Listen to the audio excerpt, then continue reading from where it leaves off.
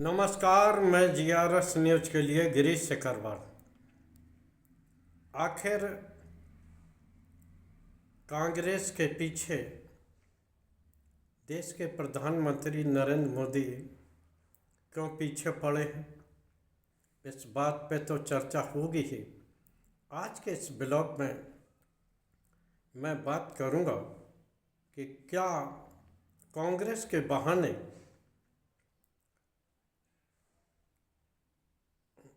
देश के प्रधानमंत्री नरेंद्र मोदी अपनी और अपनी पार्टी की ही पोल खोलते जा रहे हैं, इस बात पे भी एक गंभीरता से चर्चा। बिहार में किस तरह से न चाहते हुए भी भारतीय जनता पार्टी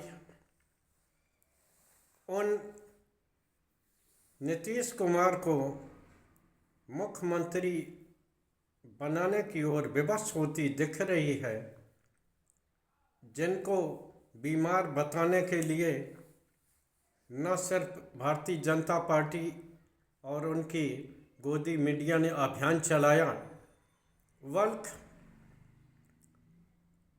उन्हें कमज़ोर करने के लिए देश के गृह मंत्री भी बिहार में डेरा डाले पड़े रहे। आखिर क्या कारण है कि मजबूरन ही सही उन्हीं नीतीश को, जिनके के लिए भारतीय जनता पार्टी के नेताओं ने कई बार कहा कि भारतीय जनता पार्टी की सरकार बनना चाहिए, तो आखिर क्यों ताकतवर गुजरात लॉबी को विवश होना पड़ रहा है, इस संबंध में भी इस ब्लॉग में हम चर्चा करने वाले हैं।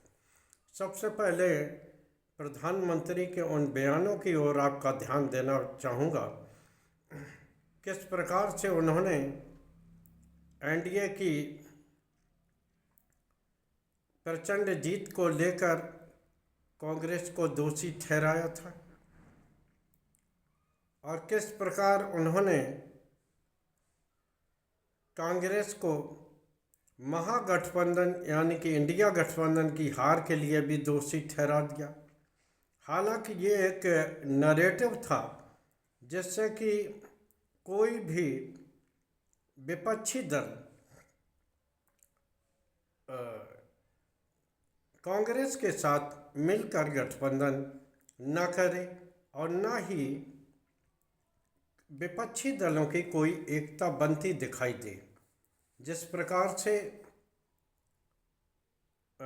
देश के प्रधानमंत्री कांग्रेस मुक्त भारत की बात करते करते अब विपक्ष मुक्त देश की ओर आगे बढ़ गए हैं, इसको लेकर अगर किसी को संदेह है तो उसे अपना ये संदेह दूर कर देना चाहिए, क्योंकि जिस प्रकार से उन्होंने पहले कांग्रेस को कमज़ोर किया, बाद में उन क्षेत्रीय छत्रपों को भी धीरे धीरे वो मिटाने में लगे हैं, चाहे वो महाराष्ट्र के एनसीपी हो या खुद की सहयोगी शिवसेना रही हो। प्रधानमंत्री ने भाजपा मुख्यालय में किस प्रकार से जीत के विजय के अवसर पर कांग्रेस को दोषी ठहराया और कांग्रेस में विभाजन की बात कही। इस संबंध में मैंने अपने पिछले वीडियो में आपको विस्तार से जानकारी दे दी है। कल उन्होंने एक सार्वजनिक सभा में ये बात कही कि कांग्रेस ने जितनी सीटें पूरे देश में नहीं जीती होंगी 4-5 चुनाव में, उतनी सीटें अकेले बिहार में भारतीय जनता पार्टी ने जीती। निश्चित तौर पर प्रधानमंत्री की ये गर्भोक्ति सही मानी जा सकती है, अपने कार्यकर्ताओं में जोश बढ़ाने वाली हो सकती है, लेकिन साथ ही उन्होंने ये कहा कि कांग्रेस अपने सहयोगियों के वोटों को खाती है और उनको योजनाबद्ध ढंग से कमज़ोर करती है।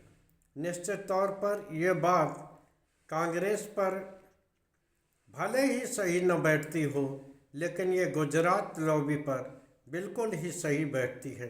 किस प्रकार उन्होंने शिवसेना के सहारे महाराष्ट्र में छोटे पार्टनर बन के सत्ता पर कब्जा किया। बिहार में नीतीश के रहमो करम पर पलने वाली पार्टी आज बड़े भाई की भूमिका में आ गई। पंजाब में अकाली दल के साथ गलबहियाँ डालकर अपना जनाधार बढ़ाने वाले भाजपा और गुजरात लॉबी ने किस प्रकार से अकालियों को दरकिनार किया और उनको कमज़ोर करने की कोशिश की। और हाल में ही बिहार का मामला तो ताज़ा है। उड़ीसा में किस प्रकार अपने सहयोगी नवीन पटनायक, आंध्र प्रदेश के पूर्व मुख्यमंत्री जगन रेड्डी, जो कि बिना मांगे विभिन्न मुद्दों पर सरकार को समर्थन देते रहे हैं, केंद्र की सरकार को समर्थन देते रहे, किस प्रकार से उन्हें केवल अपनी सत्ता बनाने के लिए उस जगन रेड्डी को भी लात मारी, जो जगन रेड्डी गाहे बगाहे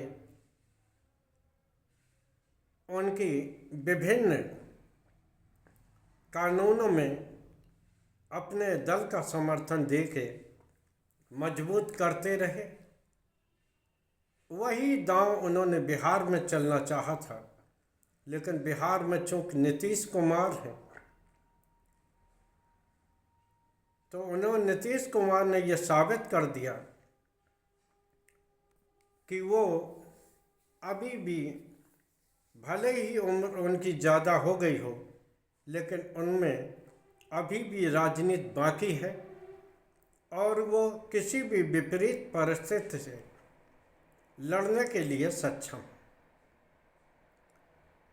नीतीश को मानसिक रूप से बीमार बताने को लेकर किस प्रकार से मीडिया में अभियान चलाया गया, किसी से बात ये छिपी नहीं है।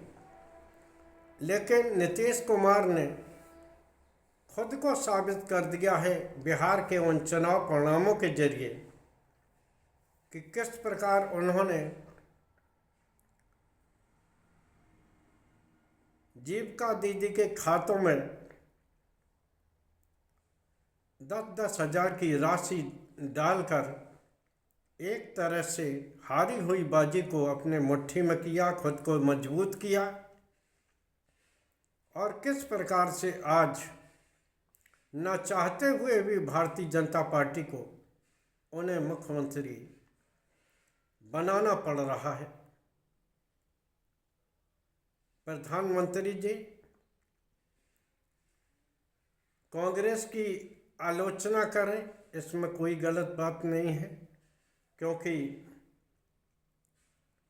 आलोचना समालोचना राजनीति में एक जरूरी वो है। लेकिन जिस तरह से कांग्रेस की आलोचना करते करते देश के प्रधानमंत्री ने खुद की पार्टी की भी पोल खोल दी कि भारतीय जनता पार्टी पहले सहयोगियों के माध्यम से छोटे भाई की भूमिका में होकर आगे बढ़ती है और किस प्रकार से उनके के खिलाफ सरकारी जांच एजेंसियों का इस्तेमाल करके उन्हें गुनिया में भी रखने का प्रयास करती है। नीतीश कुमार इसी हफ्ते शपथ लेंगे नए मुख्यमंत्री के रूप में, ऐसी पूरी आशा है। अगर कोई खेला नहीं होता है और एनडीए गठबंधन की सरकार बनेगी, भले ही भारतीय जनता पार्टी उन्हें कठपुतली से की तरह चलाने की कोशिश करे, लेकिन वो नीतीश कुमार हैं जो राजनीतिक रूप से भले ही आपको कहीं कहीं बेबस दिखाई देते हों, लेकिन उनमें अभी भी नेतृत्व करने का मादा है और किस प्रकार से वे अपनी जीती बाजी को, माफ़ करिए, हारी बाजी को जीत में बदल सकते हैं, बिहार के चुनाव परिणामों में ये दिखा दिया है। आज के ब्लॉग में बस इतना ही। जय हिंद, जय भारत। कल फिर किसी नए मुद्दे पर आपके साथ जुड़ने का प्रयास करूँगा। जय हिंद।